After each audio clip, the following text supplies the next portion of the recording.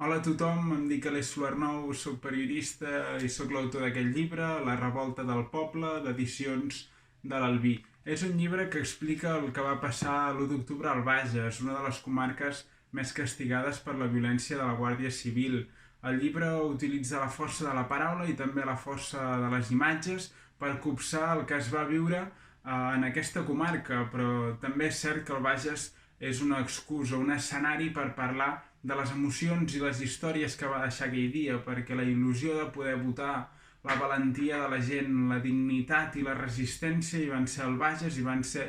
arreu d'aquest país, no?